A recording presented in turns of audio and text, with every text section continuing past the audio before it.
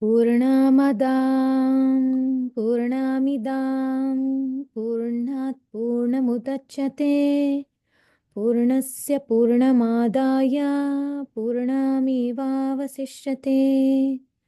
Om Hare Krishna Krishna Krishna Hare Hare Hare Ram Ram Ram Hare Hare I pray to their lordships, Shri Shri Radha Madhava and Nrsimhadev Bhagavan, to make me an instrument to help Akshay today. And Akshay ji, Hare Krishna, you can pray for the openness and willingness to receive this sacred science of Jyotish and its message for you, so you can advance and improve your life in all respects. I will be screen sharing my specific calculation that I did both your calculations. I did the sidereal, what the popular astrologers do, and I also did the tropical rashis and sidereal nakshatras. So, according to what I see in your Enneagram report and human design, you're a manifesting generator, and they seem to be more aligned to this system. So, I will be using this system. So, in a normal astrological reading, you might find one or two houses slightly different, but this calculation is tropical Rashis and sidereal nakshatras. So, I have been told that you would like to focus on career, finances, business related reading. So, without further delay, I'd like to give a little synopsis to help you understand your astrological chart. According to this calculation, you have Saturn. Saturn will be one of the main planets we'll start with. So, your Saturn is quite strong in the Shadbala. As you can see here, this is the Shadbala of Saturn. You have 118. So Saturn is not bothered by any other planets. And Saturn is a very important planet to bring ability to succeed in life, especially with finances. Saturn gives the power to keep your energies in a place where you can invest. And being also a manifesting generator, you have tremendous energy, which is positive and negative, because you could invest your energies all around the place. It's very difficult for you to focus in one place. And with your lagna, the ascendant, there is also some challenges, because you have the what we call as a Kala Sarpa dosha. So that Kala Sarpa dosha brings a lot of abilities in you, but there's also a lot of up and down. For example, I was just looking at the yeah, here we go. So Kala Sarpa dosha, before the Kala Sarpa dosha, I wanted to also touch upon Saturn's nakshatra. Yes, Saturn's nakshatra is Chitta nakshatra. Yeah. So 11th house, which Saturn is in, it represents social life. So initially, the contacts that you have, you sometimes trust people too easily. And this can give you some sort of obstacles in your business situations, because sometimes you trust people that you shouldn't. And Chitta nakshatra also represents it's like a diamond. It's multifaceted. Now, I'm connecting Saturn because you see, in our kingdom of life, Saturn is the army. So army is very important. So you have a very strong army. At the same time, I want to bring your attention to the Kala Sarpa yoga, and we also call it dosha or yoga, depending on which area of life. So today we're focusing on finances. So second house, you have Ketu, and in the eighth house, you have Rahu. So yeah, when I checked the other system, it did not apply. Your energy and the focus is not so much on finances, but it seems like here, according to your Enneagram type, you are a very cautious businessman. Because of this Kala Sarpa dosha, what happens in your chart is, let me just see Ketu with the second. See, I see some things with a previous life. So in your previous life, you come from a royal family. So you had a lot of facilities. You had wealth was everywhere. You were like throwing money left and right. So in this lifetime, there will be fluctuation with wealth, unexpected gains, but also unexpected expenditures, and very hard time saving money. So there is a dissatisfaction in this Kala Sarpa Yoga. I don't know if you have done some Kala Sarpa Dosh Yoga Shanti or whatever. I highly recommend it because that will definitely reduce your karmic baggage. Kala Sarpa Yoga also brings a lot of ancestral karmic energy. So there is, I see definitely that you have a heavy karmic baggage that you're carrying from your ancestors. And one more thing I see through your Rahu in the eighth house, it suggests, like I say, like inheritances. You may get really good inheritances, good partnerships, investments. At the same time, the risk taking ability is very strong in you, and you should approach it very carefully. You are very challenging at times. And what is happening is also, this particular yoga is suggesting that you might have your father, your grandfather, or somebody very important ancestral lineage. They did some promises in their life, maybe to a particular deity, and they didn't fulfill it. So then you're carrying this load. So this hits to you every time Rahu transit comes, every time Ketu transit comes, then it gets activated for you. You're thinking that everything is going so well in a specific direction. Boom, then there's Rahu or Ketu hits, and then everything is just like up and down. So there is like a lot of hidden karmic energy in this house for you. So definitely business ventures are can be unstable if you're not careful to have a right company name or work for the right company, and then invest money in the right timings. I would say it would be helpful. You're a very smart person. You can learn muhurtas, right timings to start. Daily you can get this Panchanga app that tells you what hora, what time of the day, sun, moon, Venus. Don't invest in Saturn period. Don't invest in Mars period. Basic things. When you have to have an important client meeting, also avoid those inauspicious timings. Rahu Kalam, very important for you to avoid doing things in Rahu Kalam, starting driving in Rahu Kalam, doing things, leaving home for an important meeting in Rahu Kalam. All these things will activate the negative side of the Rahu energies. On the other hand, use Jupiter transits more, and those are like basic things, okay? But for the heavier karmic things, I suggest that you do this Amavasya Puja. You could check if you know some reliable brahmanas. Otherwise, my astrology guru does it in South India. This will really relieve your aprarabdha karma. So aprarabdha karma is like, for example, you have Jupiter and Mercury in the 12th house. So you have accumulated luck, but it is blocked. So this indicates like you're spiritually inclined, but then due to these expenditures, you're spending money in a direction that you are not very happy about. So the potential for financial outflow is controlled by 12th house Jupiter, which means you could also get into some legal matters or foreign things. And also dhanam, like doing charity, will be very good for you. Cows, orphans, these are places that will activate your Jupiter karma. Jupiter is expansion. Jupiter is, especially when you are in a financial world, to be able to access luck, because luck is an important factor. Whatever, how much ever hard you may work, you're a hard worker. That's not a problem for you. But luck is not always on your side. Sometimes it is. Suddenly you gain like, wow, this is amazing. And then you invest again with the same hope. Then it doesn't attract the same results.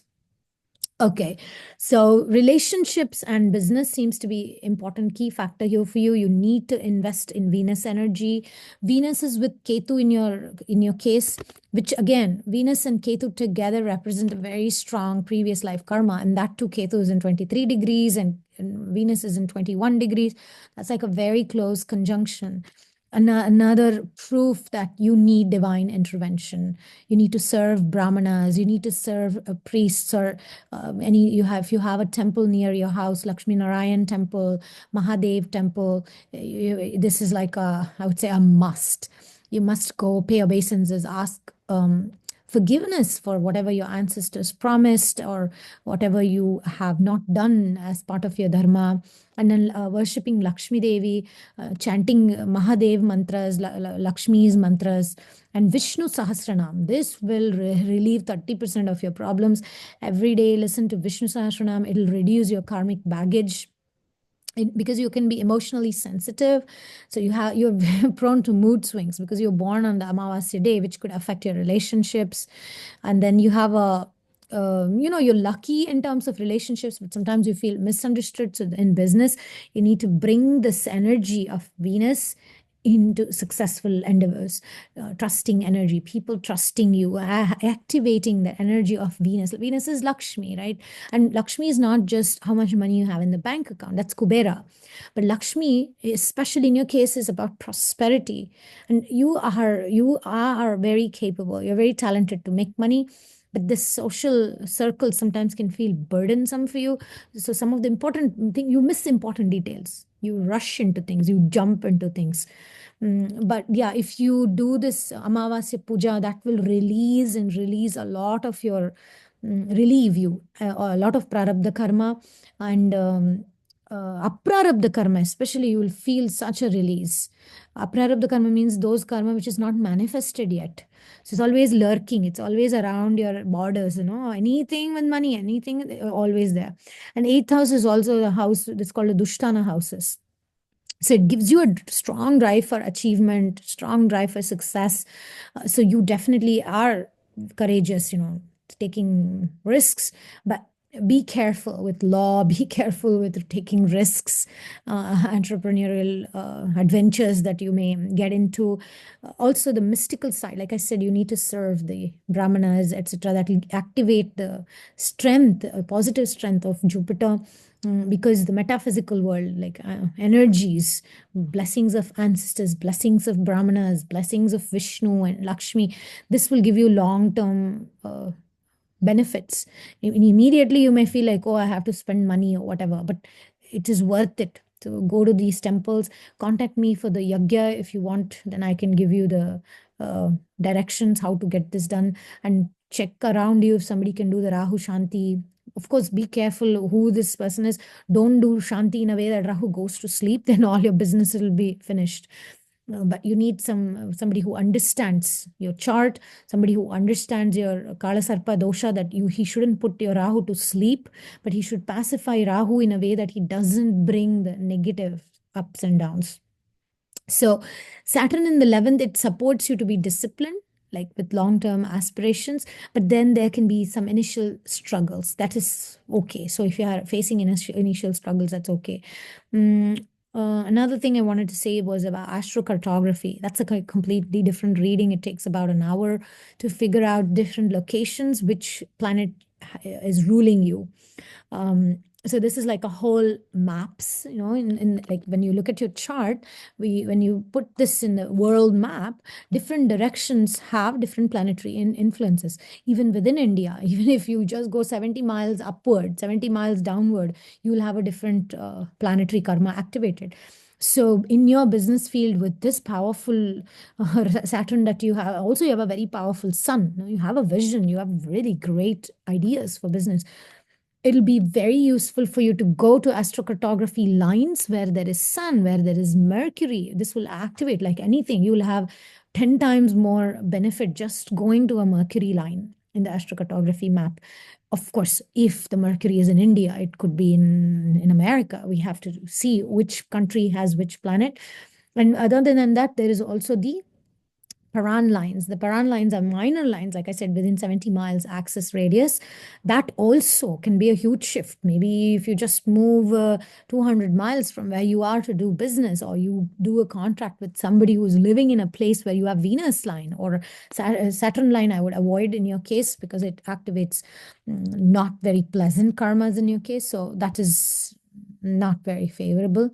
And because you're going through moon period, Mahadasha moon period, I don't know if you did a Sandhi Shanti when you moved from sun energy to moon.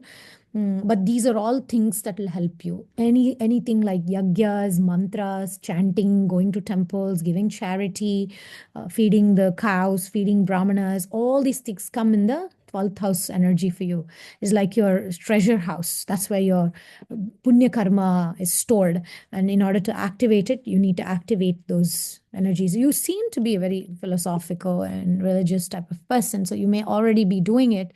But consider also this Amavasya Yagya, which will really remove the aprarabdha karma. You can write to us if you're interested in that. So I believe you might have some questions after this. You can definitely ask me. Saturn being strong and in the Navamsha, Jupiter is very strong. So Jupiter is Jagrat, so exalted again. If you do the business in the right time, you have partnerships with the right people, compatible people, you can be successful. You just need some support. You need some divine intervention. You need some yagyas, you need some kavach. We can help you organize you to get from the Brahmanas in South India in Melkote, or if you can go there, that's even excellent to do this yagya. And then there are also other yagyas like Karya Siddhi. Karya Siddhi, just recently, today morning, I got a message from somebody in Seattle, one of our clients, that the business was not going on for 8 months. They were trying and nothing was happening. And he did this Karya Siddhi Yagyam, and there it was. He got the contract. Meta, the social media, he works in social media world. He creates apps. He got a deal. So like that, there is Karya Siddhi. If you have a good karma, which in case you do have, just to activate it, give a push. There are certain pujas and chanting, 48 days of chanting that the Brahmanas do that activates that energy for you. So definitely there are ways that you can do. Overall, it is an auspicious chart. You're a lucky person. Just control your impulsivity when you're investing money. You're very hardworking, but also think of smart work. Also think of where you're going, not just going. And you're very good with expressing things, expressing from your heart. People trust you and utilize that. Luck, activating luck is something you need to work on. Chant mantras, like you can always chant Hare Krishna Maha Mantra. It gives you mental stability in your moon period. The Hare Krishna mantra has helped me a lot to gain that focus, to gain that understanding. Learn some basics of muhurtams, hora, basic astrology. Is this nakshatra good for me to do business? Is this thing good for me? Is muhurta good for me to get into a deal? This kind of things, and you will find yourself better placed. Okay, so let us know if you have any questions. I'm going to stop the share here and also going to stop this recording. Thank you very much for giving me this opportunity to help you. Please listen to the Vishnu Sahasranam and take advantage of all the mystical, religious help that is surrounding spiritual life. Can be very advantageous for you. Read at least 10 minutes a day, Bhagavad Gita. Okay, thank you very much. Hare Krishna.